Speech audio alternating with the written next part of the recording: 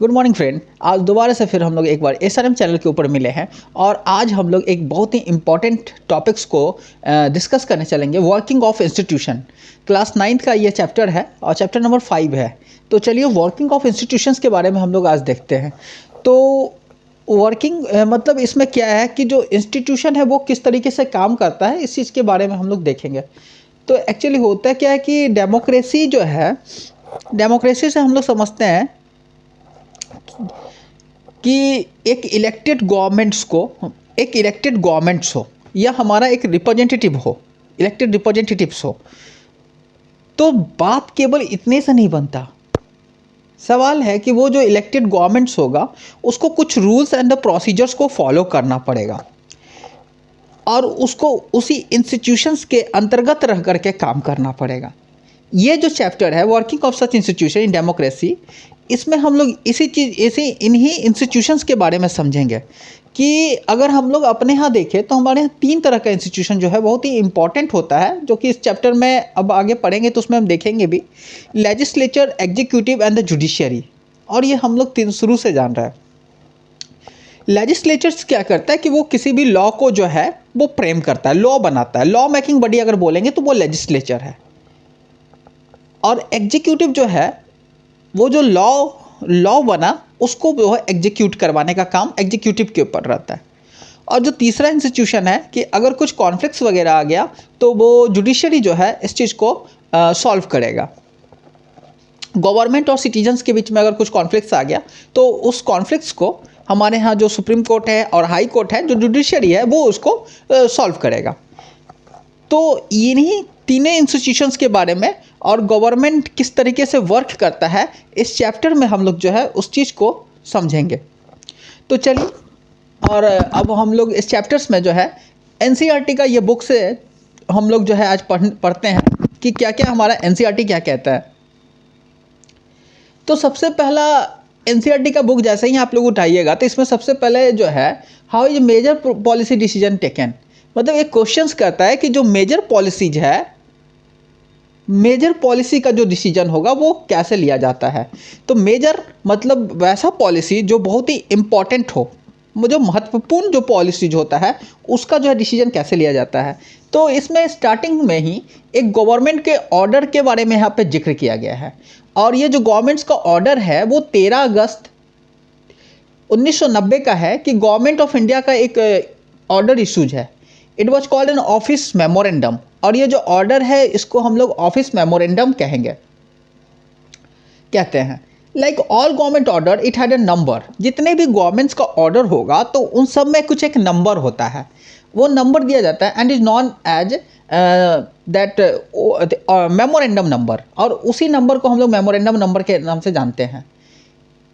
Date होगा, उसमें date भी मेंशन होते हैं। Joint secretary and officers in the department of personnel and training in the ministry of personnel. ये एक डिपार्टमेंट का यहाँ पे जिक्र कर रहा है, ये personnel and training in the ministry of personnel. Personnel ministry के अंतर्गत एक आने वाला डिपार्टमेंट है पर्सोनल एंड ट्रेनिंग डिपार्टमेंट। इस चीज़ के बारे में जिक्र किया जा रहा है कि यहाँ पे, और ये personnel public grievances and the pension sign the order. It was a quite short, barely on a page. It looked like an ordinary circular or notice that you may have seen in school. The government issues hundred of order every day on a different matter. जो government से बहुत सारा ऐसा order जो है प्रत्येक दिन जो है पास करता है। But this one was a very important and become a sources of controversy for several year. लेकिन इनमें से ये जो है बहुत ही इंपॉर्टेंट है और इस पर एक कंट्रोवर्सी भी चल रहा है बहुत दिनों से। तो let us see how the decision be taken and what happens later. तो देखते हैं इसमें क्या डिसीजंस जो है लिया गया और क्या इस पर होता है। तो एक्चुअली यहाँ पे जैसे बताया गया कि गवर्नमेंट्स जो है, हमारे यहाँ जो गवर्नमेंट है वो जो है ऑर्डर इशूज करता है और उसमें जो है कुछ नंबर होता है। उस नंबर को हम लोग मेमोरेंडम नंबर जानते हैं और उसमें जो है डेट मेंशन होगा आपका। और डेट डेट मेंशंस होगा और उस पे जो है फिर जिस भी वो मिनिस्ट्री का जिस भी वो डिपार्टमेंट के अंतर्गत आता है उस मिनिस्ट्रियल डिपार्टमेंट को वो चला जाएगा और वो जो मिनिस्ट्रियल डिपार्टमेंट है उनके जो हेड जो मिनिस्टर होंगे वो जो है अपने साइन करके उसको जो है नीचे वाले जो ज्वाइंट सेक्रेटरी होंगे उनको दे देंगे। फिर ज्वाइंट सेक्रेटरी जो उसको है एज यूजुअल विदाउट उसमें कोई चेंजिंग किए हुए उसको जो है इम्प्लीमेंट्स करवा देते हैं, सारे डिपार्टमेंट को इन्फॉर्म कर देंगे। और यहाँ पे जो गवर्नमेंट्स का ऑर्डर था आखिर इतना विवादास्पद क्यों है, कंट्रोवर्शियल क्यों है, क्यों इसमें बात आया कि ये जो गवर्नमेंट्स का डिसीजन था वो कंट्रोवर्शियल था, तो आइए देखते हैं वो आखिर वो क्या डिसीजन था और वो क्या मेजर पॉलिसी डिसीजन था जो कि गवर्नमेंट्स के द्वारा लिया गया।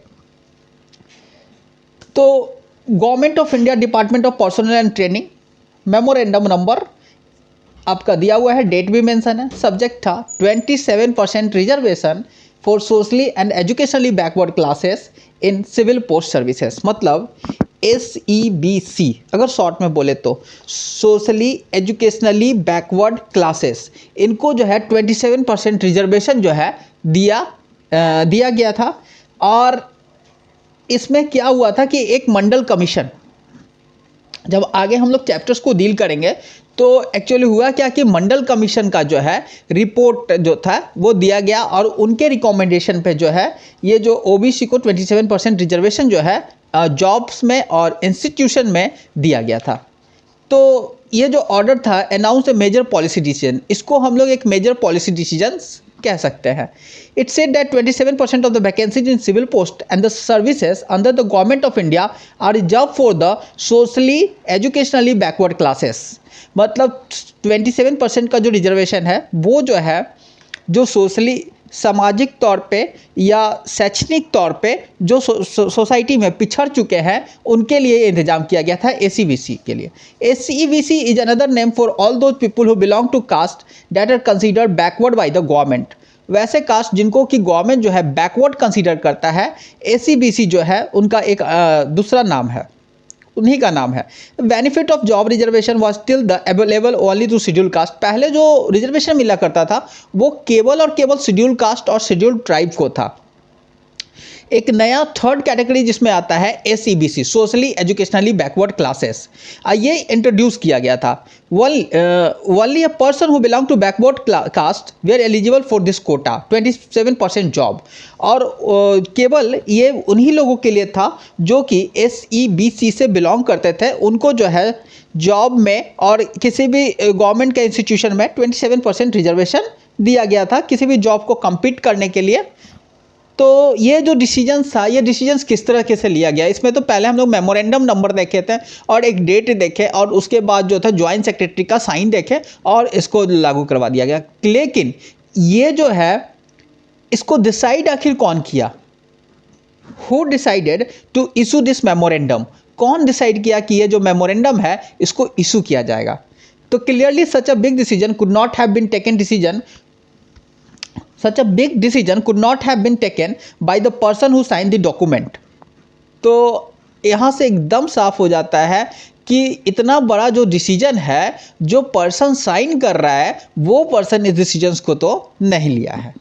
तो office was merely implementing the instruction given by the minister of personal, जो मिनिस्ट्री ऑफ पर्सनल जो उसको इंस्ट्रक्शंस दिया वो जो है जो ज्वाइंट सेक्रेटरी थे वो उसको इम्प्लीमेंट कर दिया, बस उनका इतना ही रोल था ज्वाइंट सेक्रेटरी का।